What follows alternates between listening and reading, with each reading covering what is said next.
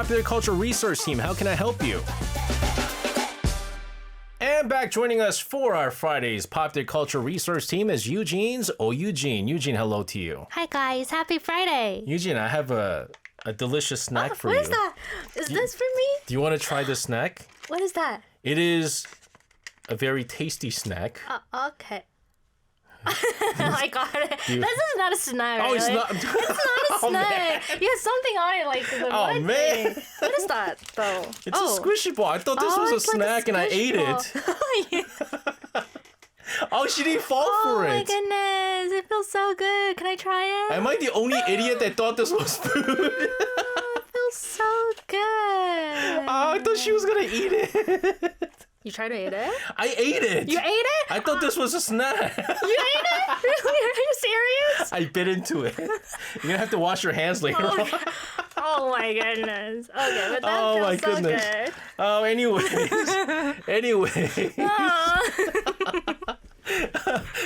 Our producer going off with his messages. Only if you guys can see his messages that I don't read. It's so funny. It's so funny. Sometimes I don't read it because people are going to think he's funnier than me. And so I just don't read it. I can't give him the credit. We have been covering this month a drama called Reborn Rich. Reborn Rich, right? And today is our third episode. What are we going to talk about today? Okay, so today we're going to talk about something that feels almost unbelievable now, which is something called the Y2K scare.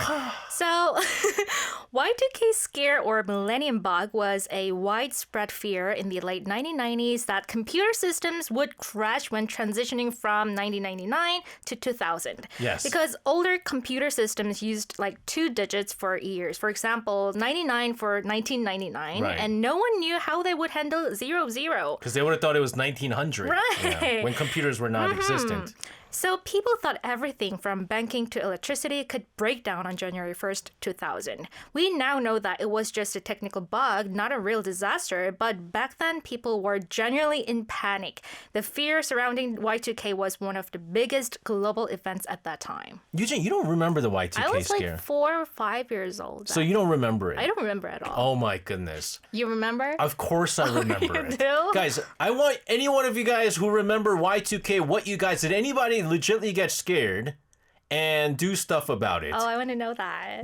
Our house, because I was in New York, and we had like bottles and bottles and bottles of water Like stacked up. panic buying? Yeah. Oh. We had boxes of like ramyeon and 컵라면. We bought those like butane boosters because we didn't know if we could cook it. And so we just had like a whole bunch of stuff stacked up because we thought it was going to happen. Wow. And the funny thing is, I waited until 12 midnight to do the celebration, whatever, watching television. And I was like, oh, nothing happened.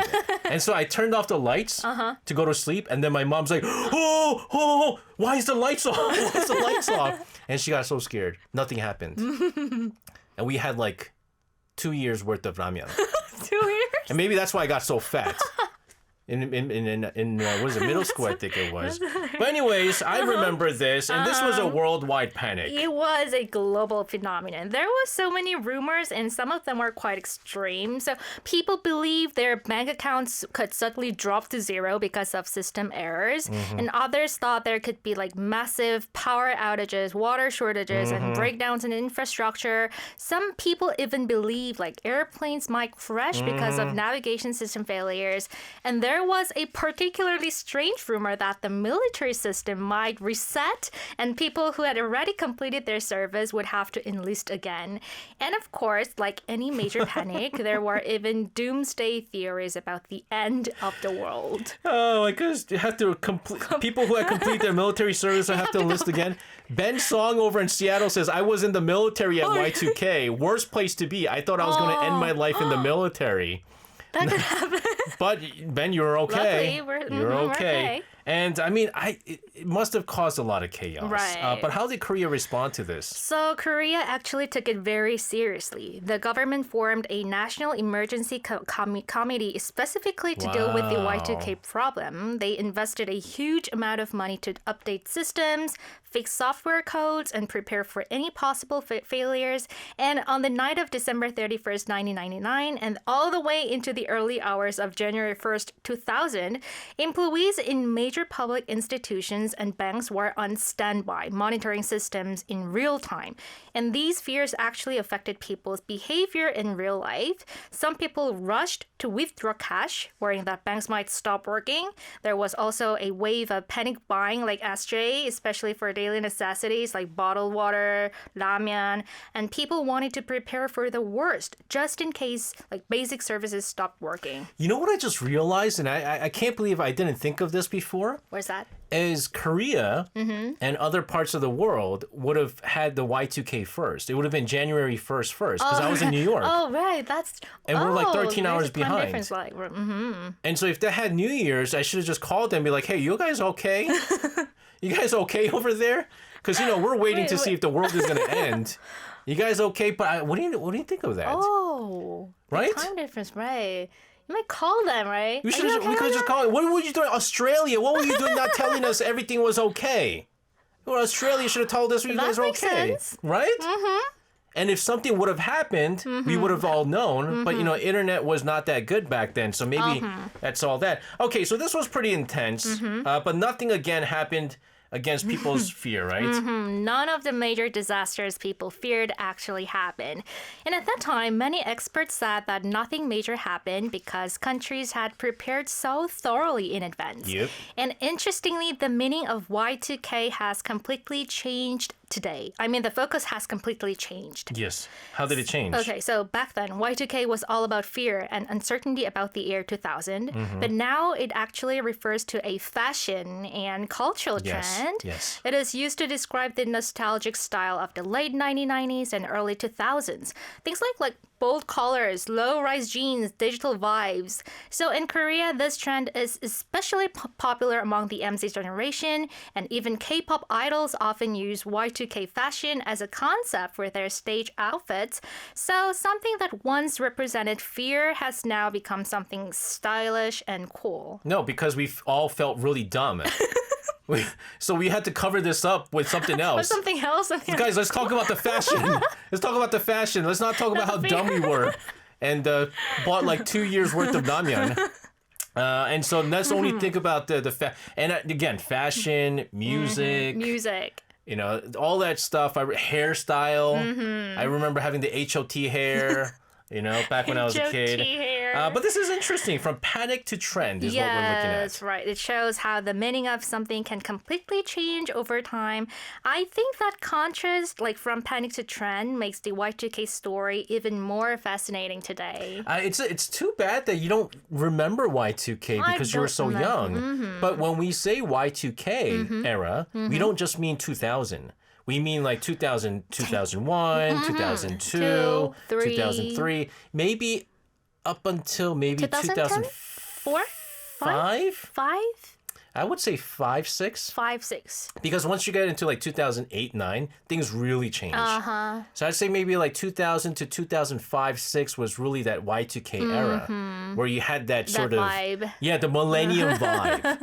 You know? I don't know if anyone like knows what we're talking about when we say millennium vibe. But there was the millennium vibe. And the music. Music was awesome. Music was so good, guys. I mean, I did the whole, on a Sunday show called, SG's Theme Park. I did a whole Cyworld. Oh, background music? Background music once. And like, it just brought back so much memory and there was so much like nostalgic, right? The lyrics actually meant something. Now they just be like, random doop, doop, boop, boop. Like seriously. The robot sounds. Hot, hot, hot, hot, hot, hot, hot, hot, hot, hot. It sounds so dumb. Like, and that's the whole song, right? Put a ring. You know who ruined it? You know who started with the dumb lyrics? Beyonce. Oh, really? Put a ring on it, na na na. Put a ring on it, na na na na na na na na. Put all the single ladies, all the single ladies, all the single ladies, all the single ladies, all the single. That's the whole lyrics. That's when everything started going bad. It had a huge impact on Korea's music too. That's right, and Korean music too. And now let's get back to good lyrics, ladies and gentlemen. And that's going to happen when I join QQQ, and it's going to be QQQQQ. You chose a song here. Oh, yeah.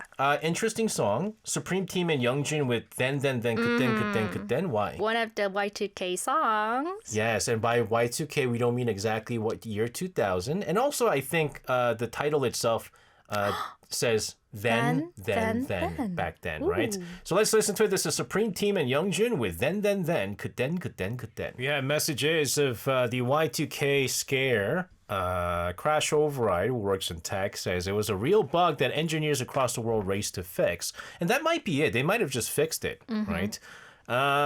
Made It Up says, back then I worked in techie stuff and I had endless software and hardware updates to do because of that. Lots of overtime too. What is it? My mom, Forky says, my mom told me it was interesting to see the date change. She had night shift at the hospital. The system for medication and so changed without problem. So the digital clock on the floor is not. But Forky, you say you were born in 05, so you don't, man, she was born in 05. So she didn't experience the scare. 05, okay. Let's see. Yeah, I mean, a lot of people do remember what happened. They experienced it. Exactly. And so it was I felt so dumb afterwards. 2 years. It was just a lot. It was just a lot of ramyeon. Let's just put it there. It was just a lot of ramyeon that I ate afterwards. My parents go, "It's your fault. You scared us. You scared us, and now you're gonna eat all this ramyeon." And turned into an overweight kid. Let's go into our next topic. What do you have for us? Okay, so our second topic today comes from a certain scene in the drama. So as Do-jun continues to succeed, he suddenly faces a major crisis. His uncle has been watching him very closely, trying to protect his own position and power within the Sunyang group. And he clearly doesn't want Do-jun to become the next chairman. So eventually, he even reports Do-jun to the prosecutors, and from that moment, the tension rises very quickly. And interestingly, there's a person who is always by the uncle's side, a man who constantly advises him.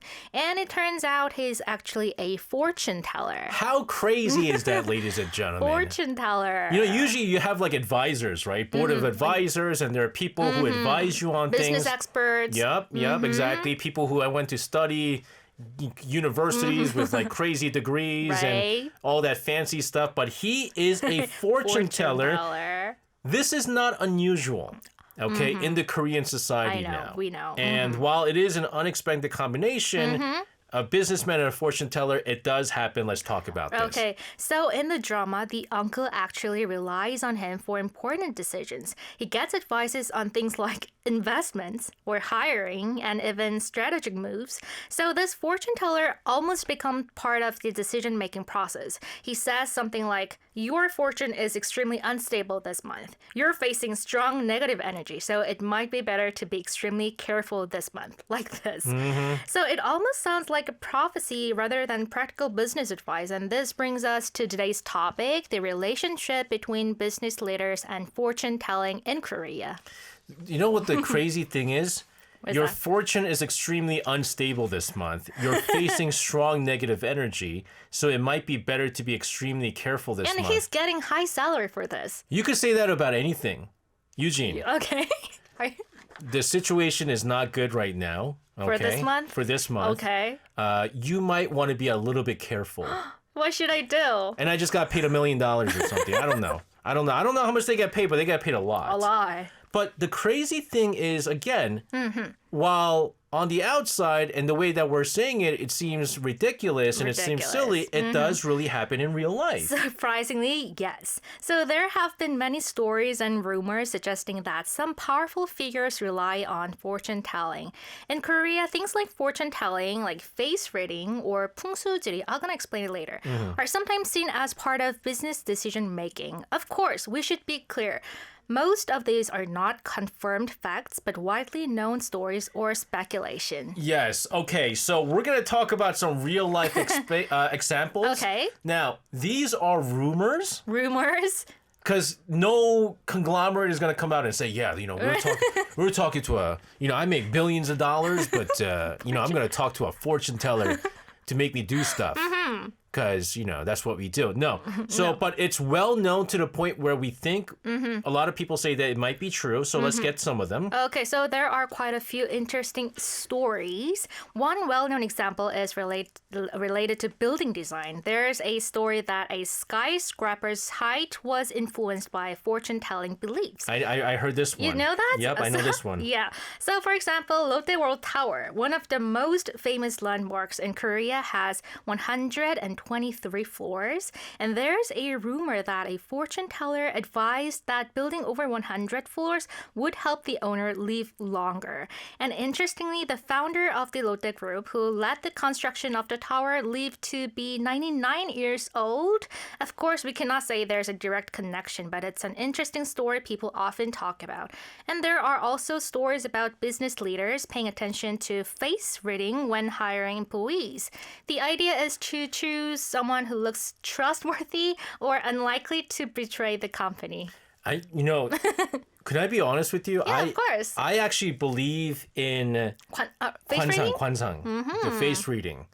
You Because do? some people, like for example, I was talking to our team not too long ago about, 도르라세요? Oh, yeah, I know that. The cults? They all have this like weird look. They all have like this look, like they're possessed, right? It's kind of like that. They also have a strange vibe. Yes. But like sometimes I look at the person's face, like I watch, I used to watch Nanan Solo. And I told I'd be like telling my wife, I'd be like, that guy's going to be the villain. She's going to be the villain of the season. And it turns out it's true. So you can read faces. Yes. How about me? You used the face reading when you hired me? I didn't. I didn't use face reading when hiring you. I thought you were going to be a good broadcaster. That's why I did it. Thank you. But yes, you have. There's nothing bad. There's nothing bad. Oh, thank you very much. But it's so funny how like he wanted to live to over 100, and so he built this Lotte Tower, and he only lived to 99. Well, you can't say only. Oh, but he couldn't go over 100, right? There's also talks that these fortune tellers, there are these specific fortune tellers in Gangnam area. Oh, really? Like people don't know where it is, but their main job is to be the fortune tellers of these major conglomerates. Ooh. And so with every reading, they get paid so much money. Yeah. And no one knows who they are. This is just a rumor, right? No, this is true. Oh, really? Yes, I heard about this. And so no one, because the conglomerates, they don't share who they talk to. And so it's kept such a secret. And they only go through reading twice a year. So first half and the second half. And they make so much money just off of that. Ooh. And it's a secret as to how many clients they have. Do you know how to be a fortune teller? Do I know how to be a fortune teller? I don't know. A ghost needs to come into me. But, apparently, the ghost needs to come into me, but I wouldn't want to be that. But there's also what we call feng shui, 풍수지리, right? This is also very famous in Korea. Yes, so 풍수지리 is actually one of the most important factors business leaders consider. It's the idea that the location and direction of a building can influence success and fortune. For example, there's a concept called 배산 임수, which means having a mountain behind you and water in front of you is believed to bring wealth and stability. That's why when companies build headquarters, they often pay close attention to geographical features. And this is one of the reasons why areas like Hannam-dong in Seoul are known for having many wealthy families. It's considered a perfect location in terms of geographical features, and many top business leaders and celebrities live there. Where do I live? How is it like where I live? Mountain behind you? There or is- in front of you? There is a hill Oh, okay, behind you or in front of you? behind, Behind, okay, that's good. but there's no water. I'm going to have to make a lake. By yourself? or a stream or something. Okay, and again, people in Korea seem to be quite interested in all these kind of beliefs. That's true. And actually, this isn't something new. It has deep historical roots. Even during the Joseon dynasty, like face reading or kwansang was very popular. In some cases, it was used for political purposes, like identifying people who might betray the king. And there's even a Korean film called The Face Reader. The story is about identifying who has the face of a king. In other words, who is destined to gain power. And because these ideas have existed for such a long time, many people, including business leaders, still show interest in them today. And it's not just superstition, but it is a part of a long cultural tradition. Exactly. And interestingly, this topic is still very popular in modern media. For example, there was a recent survival style show called Battle of Fates where fortune tellers gather to analyze people's destinies. They would look at faces, fortunes, and even predict business success. Some participants even identified who among a group of people was a billionaire just by reading their faces. So even today, these traditional beliefs continue to evolve and appear in new forms. Even like, what is it, beauty spots? Beauty spots. On like depending on face? where it is in the face, depicts certain things. And so they said one of the best places to have a beauty spot is on your eyebrow area. Oh, really? Yeah, eyebrow Inside area. the eyebrow? And the crazy thing is my uncle, like he's rich. He's got a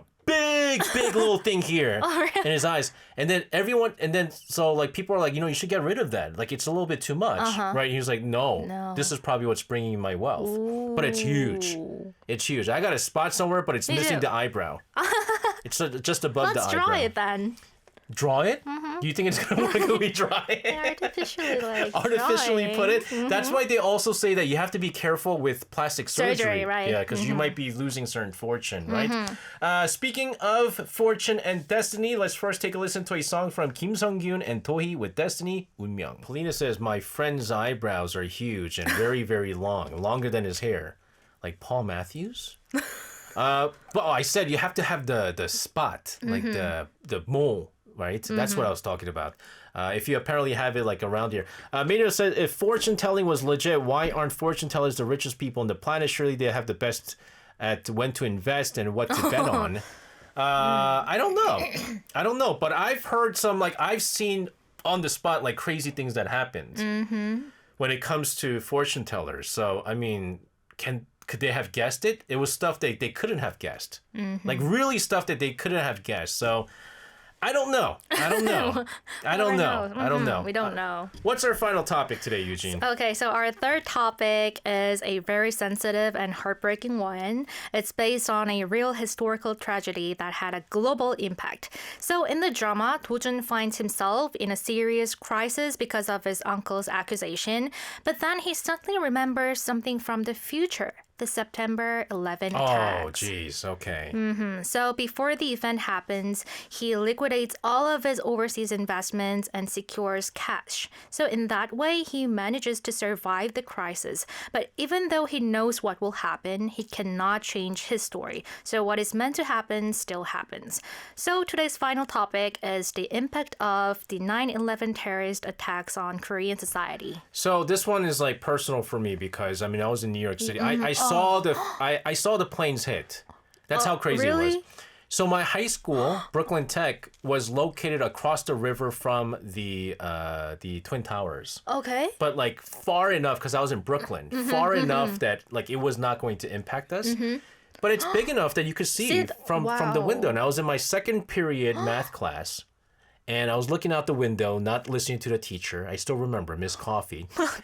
Coffee with a Y. And then I saw, like, you just see the plane move, right? And then you see a spark going, and I said, holy beep, right? And Miss Coffee goes, Mr. Lee, why are you cursing? Blah, blah. I was like, there's an accident. There's a plane just crashed into the building. And so you see the smoke. You saw that. And so all the kids ended up in the window watching this, right? They're seeing this whole thing, whatever. And then the announcement's coming out. There's been an accident at the World Twin Tower. If you have family, go.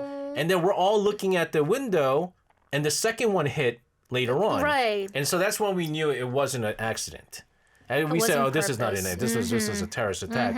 But I know how it was back in New York, but how did it impact Korea, though? So even though the event happened in the U.S., the shock was felt all over the world, and Korea was no exception. First, the financial markets reacted immediately. The Korean stock market, including the Kospi, dropped sharply. Investors became extremely cautious, and uncertainty spread quickly. And at the same time, industries like aviation and tourism were hit hard. People were suddenly afraid of flying, and international travel dropped significantly, and airlines in Korea suffered major losses.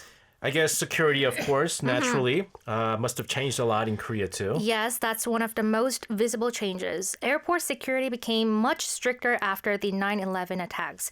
Baggage checks were reinforced, and the list of prohibited items on flights became much more detailed.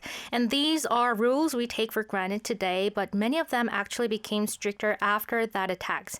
And it didn't just affect travel, it also influenced media and culture. Like for a while, movies and TV shows became more cautious about showing scenes involving terrorism or explosions and stuff like that. There was a general sensitivity around these topics. You know what's crazy? I remember I came to Korea for the first time since I immigrated to the United States in 2002, summer of 2000. So a year later, almost a year later. And I came to Korea and I was going back. I arrived in Korea and the girl that was working there at the airport goes, I need to see your phone. Oh, right? okay. So she turns on my phone. This is a U.S. phone. And she starts punching in. I was like, oh, are you giving me your phone number? I'm only in high school. Are you giving me your phone number? She's like, no, I'm checking to see if this is a bomb. I was like, checking to see if it's a bomb? Their phone? Yeah, so apparently they were saying that, Okay. because at the time, everything was a scare. And so Wow. they were just checking to see if this was an actual phone and not something else. And she was just punching in different things to see if it's an actual phone, if it goes through. Okay, I thought she was wow. giving me her phone number. I was like, I'm a little bit young for you, but okay. Okay. Okay. And then, it turns out she was checking for terrorists. But again, which also led to the public awareness changing a lot too. Yes. So in Korea, there was a sudden increase in public interest in the Middle East and Islamic culture too. Yeah. Like books, lectures, and discussions about those topics became much more common. And people wanted to understand what was happening in the world. And a few years later, Korea even sent troops overseas as part of international efforts related to the Middle East. And in Korea, it also led to a stronger national security measures at major facilities, and this had a direct impact on a major event in Korea, the 2002 FIFA World Cup. That's right. Ki Kim says, I got detained at San Jose Airport in 2002 inside the anti-tourist facility for 6 hours by the FBI when I flew from New York to attend my cousin's wedding just because I was holding a student visa at the time. I don't know. I think maybe something to do with your face, maybe. Not the student visa. I don't know. I don't think that's really Asians too. That's a surprise. That's a surprise. I'll be honest with you. I wish we had more time to discuss all of this, but unfortunately we are out of time. But we will tell you that again, the 9/11 incident did affect many people here in Korea, and it was interesting to see in this drama how it impacted the Koreans through this very drama. Yujin, thank you so much for this. Have a fantastic weekend. Thank and you. We'll see you again on Friday. Okay, bye. See you next Friday.